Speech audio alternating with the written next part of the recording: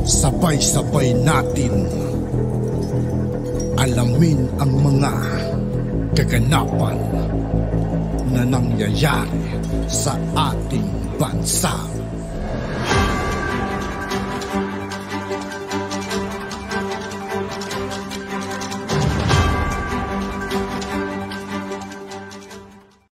Yo, what's up mga kaibigan? This is I2K po again. Ngayon nandito ulit tayo sa channel ni Pinas News Insider. Dito ulit tayo magbibigay ng komento at reaksyon. Kaya samahan nyo ko guys. Let's go! Ito ang balita ngayon. Viral ngayon sa social media. Ang di umano'y balitang matapang at harap-harapang inihayag ni Senator Raffy Tulfo na plano siyang ipasibak o ipatanggal ng taga-NLRC. Dahil galit di umano ang tamad nilang chairman na si Nograles. Ngayong nasa Senado na si Senator Raffy Tulfo, ewan ko lang kung kaya pa ba nila itong ipatanggal. Ayon pa sa marami sa ating mga kababayan, mas magandang si Nograles na lang umalis sa NLRC dahil saksakan at napakatamad daw di umano nito. Ang dami daw ng backlogs at nagkandamatay na mga complaints at di pa rin nakuha ang hustisya. Kasi I don't know kung sino nagsumbong. Sinumbong ako sa TV5, sa kataas-taas sa management ng TV5, pinatatanggal ako. Kasi binapatikos ko yung NLRC. Ngayon, sige, subukan niyo, patanggal niyo ako sa Senado. Abay, nagsumbong ba naman, Mr. Chair, sa kataas-taasan sa TV5 at gusto akong patanggal? Eh, si Mr. Nograles, talagang dapat magretiro na. Wala naman nagawa talaga. Napagalitan lang natin. Kapit, pinagpapawisan na parang buti ng munggo. Kasi nung ginigil ko siya, wala siya may sagot na tama.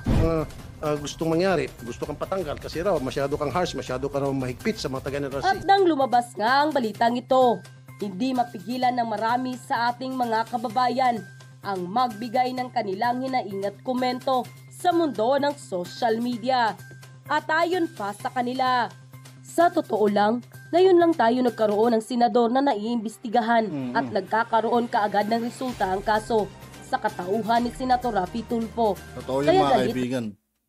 Kaya kahit paano, laki rin ng nagagawa ng ating mahal na senador na si Raffy Tulfo. Malaki rin yung naiambag niya mga kaibigan. Kumbaga nahalungkat yung mga kaso. Pero isa lang sanang inihintay kong mahalungkat nila talaga rito eh. Yung PhilHealth sana ng mga taong gumagawa ng anomalya at kahit yung mga tamad na kasamahan niya sa Senado. Mabuhay kayo, Senator Raffy Tulfo. Ang taong bayan ay nasa likod ninyo.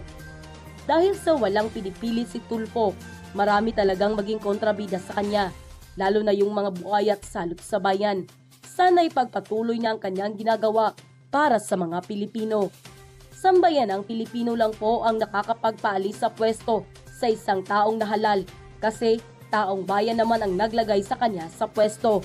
Salamat po, Senator Raffy Tulfo. Kayo po talagang tagapagtanggol ng mga mahihirap at naaapi. Di gusto ni Sir Raffy ang maupo sa Senado. Taong bayan na nagtulak at nagpaupo sa kanya dyan. Kaya wala silang karapatan na pababain si Idol Raffy sa pwesto. #Protect Senator Raffy Tulfo. End quote. At eto na nga mga kabanat. Narito ang full video kung saan harap-harapang binulgar at inilabas ni Senator Raffy Tulfo ang katotohanan at hindi mapigilang umusok sa galit at ginulat ang Senado nang sinampal ng katotohanan ang NLRC, lalong-lalo na sa tamad nilang chairman di umano na si Nograles. Panoorin ang full video. Mr. Chair, sandali na lang. Last na naman po. So, nasa NLRC sila, yung kanilang reklamo. Halimbawa, Ma'am Regina at Ma'am Noeline, kung ano man yung naibawa sa inyo, kung ano man yung makarapat-dapat para sa inyo, kasi kung NLRC mapahaba na, are you willing na ibalik natin sa dole yung reklamo or para hindi na mapahaba yung proseso? Tanong ko lang. Kung ano yung nabawa sa inyo, tapos pamasahe, na nawalan sa inyo, pagkain, pabalik-balik and all, are you willing to settle with these people? Ang sa amin lang naman po, makiharap lang po sa amin sila ng ayos po para po matapos na po lahat. Kasi pare-parehas lang din naman po kami na sa oras, ganun po. Oh, yun yung sinasabi ko, Landmark.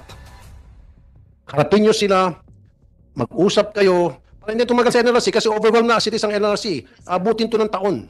At pabalik-balik sila, mamamasahe sila. So, mag-usap kayo kung ano yung gusto nila sa tingin ninyo na fair, na talagang yan ang maging hustisya para sa kanila. Why don't you talk? Di ba? Come up with a good agreement, a settlement. Kasi itong mga pobre, pamasahe nila pabalik-balik. Yung effort, may mga trabaho na rin sila. Mag-off sila sa trabaho nila para umattend sa hearing sa NLRC. At alam ko kayo, mahaba ang pera nyo, mahaba yung bulsa nyo, kahit nasira-sira yung mga kubeta ninyo, alam ko marami kayong pera na pwede kayong mahaba ang piso nyo na pahabain itong proseso. Pero how about them? So if I were you, talk it out. Kung magkano yung nakalta sa kanila, plus yung mga pamasahe nila, yung mga nawala sa kanila na, diba? Dahil hindi sila nakapagtrabaho, bayaran nyo lang, tapos na. Okay ba sa inyo, Ma'am Noeline, Ma'am Regina? Ay kayo? Opo. Oh. Saan ka nagtatrabaho ngayon, Rina? Saan ka, Noeline? Saan ka nagtatrabaho ngayon? Ha? Landers. Sa Landers na. Ikaw? Bali, sir, sa bahay pa lang po kasi kagagaling ko lang po sa check up pero akala po kasi namin buntis po ako. Pero may PCOS po pala ako. May PCOS ka? Opo, sir. Hindi yung PCOS machine, no? So Mr. Chair, siguro, pwedeng bigyan natin silang abogado, itong sila Ma'am Noeline, Ma'am Regina, sa pakikipagharap nila sa dito sa Landmark. At kapag nagkaayos sila, then mabaliwala na yung kaso sa NLRC. Case closed. Willing ba kayo dyan sa NLRC? O si yung abogado, si Attorney Junela. Your Honor, Mr. Chair, we will check with the client, Landmark Numbali, if they already received the summons. According to Ms. Lomerio, somebody has already received the summons from the NLRC. So, I think we can settle it with the NLRC. They will conduct two conciliation proceedings, no?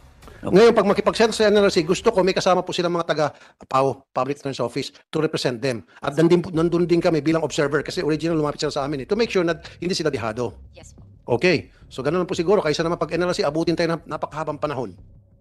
Di ba, ma'am? O, di ba, attorney? Yeah, if it's reasonable, Your Honor, we will settle. Okay. Sige po. Sana po. Ganun. Matuloy na ito. Madam Commissioner Mary Ann at Commissioner Julia. Ma'am. Okay. Para mabawasan ang kaso ninyo. Oh, dalawang kaso din. Matatanggal. Totoo naman. Bawas din. Para mabawasan ang backlog ninyo. Salamat. Ilan na ba backlog cases ninyo? Marami? Average case namin per year is 34,000 Oo. Per year. per year. Per year, minus 2. Pero, But based on our statistics, Your Honor, we were able to dispose out of the 34,000, as in 33,000, as in 1,000. di ba nadagdagan na namin yung division ninyo? Sir. Di ba pinadagdagan na namin? Sir, mabilis naman kami. Hindi to, if I may say again po, hindi po totoo na taon-taon umahaba ang taong na-resolve namin ang case. Actually po, sa manual po namin, ang arbiter po is 9 months lang to resolve the case. And sa commission po is 6 months maximum po. Ang pinakamabilis po, alos 3 months lang po natatapos na po. Kung sakali man pong tumagal, it's not within our jurisdiction. Maybe the appeal to the Court of Appeals or the Supreme Court. Pero within our jurisdiction po, mahaba na po, pinakamatagal na po, yung maximum na is 18 months. So sa iba po yun, hindi po sa amin yung tumatagal. Gusto ko lang po sana masabi. Narinig naman yata ni Senator Tulfo. Yung kanilang kaso, yung mga hinahawakan nilang kaso, usually, the earliest, yung kanilang didispose na kaso is 3 months. Okay. Hindi po tumatagal ng 6 months. Kaya po tumatagal, siguro doon sa mga nag-aapila sa Court of Appeals, no? Yes. Court of Appeals lang, no? Yes, Court of Appeals and then hanggang Supreme Supreme Court. Court. No, in some cases na na-handle po namin, hindi na po umabot sa Court of Appeals at sa Supreme Court. Doon pa lang po sa NLRC talagang tumatagal na. Doon na lang talaga kinakalawang na inaamag na yung mga dokumento yung kaso. But what Kaya they're nga saying, kinadjust ko nga, natuwa nga ako na si Mr. Nograles, mag-retireable na ata, no? Mag-retire na siya. Ako po ay magpapadala ng cake sa kanya at balloons. At candle bilang pasasalamat sa kanyang retirement. Ipapalit si Commissioner Mary Ann. O, di ba? Chairman na to? Bagay. Kasi mabilis siya umaksyon. O, di ba? Si Mr. Nograles talagang dapat magretiro na. Wala naman nagawa talaga. Napagalitan lang natin. Nung nandun ako, kinampihan pa nga siya ni Sen Bato kasi naawa. Dahil talagang wala siya masagot, ipit-napit, pinagpapawisan na parang buti ng munggo. Kasi nung ginigil ko siya, wala siya may sagot na tama. Naawa sa kanya si Sen Bato, medyo inapis-apis siya. O ngayon, Sen Bato, Eh pag si Commissioner Mary Ann, okay na sa'yo. O yan. Gusto ko lang po sanang masabi rin, Your Honor, under po kasi sa leadership naman po ni Chairman Nograles, marami rin po tayo pong measures and development na nagawa. Isa po siya sa mga naging chairman ng commission natin na malaki ang nagawa sa commission. Siguro po, kung may mga pagkukulang, tinutugunan na po natin ngayon. And lastly na lang, thank you po, madam. Ma-remember ko many years ago, yung NLRC, I don't know kung sino nagsumbong. Sinumbong ako sa TV5, sa kataas-taas sa management ng TV5, pinatatanggal ako. Kasi binabatikos ko yung NLRC. Ngayon, sige, subukan nyo, patanggal nyo ako sa Senado dahil binabatikos nyo ako, binabatikos kayo. Di ba? Hindi nga, kasi inaraw-araw ko sila dahil sunod-sunod yung natatanggap ko ng reklamo noon sa mga kawawang pobre manggagawa. Abay, nagsumbong ba naman, Mr. Chair, sa kataas-taasan sa TV5 at gusto akong patanggal? Sino yan, Senator Tulfo? Yung nagsumbong, Yeah. hindi nga, ayaw nga sabihin. Basta pinatawag ako sa office na, may nagreklamo sa'yo, ito yung mga gustong mangyari, gusto kang patanggal kasi raw, masyado kang harsh, masyado ka raw mahigpit sa mga taga-NLRC. Ano ba problema? Explain. After I explain to them, ganun ba? Sige, continue doing what you're doing. Sana i-continue na lang yung pagpatuloy nyo na lang yung speedy trial ng Yes. cases under your stewardship. Yeah. At yes, Your Honor. dispose it at the earliest possible time. Yes, sir. At yun na nga mga kababayan, At yun nga po mga kaibigan, dito po nagtatapos ang ating reaction video. Muli ako po si I2K ng Sundalo ng Dunggalo at 811. Maraming salamat sa patuloy na pagsuporta. Peace out.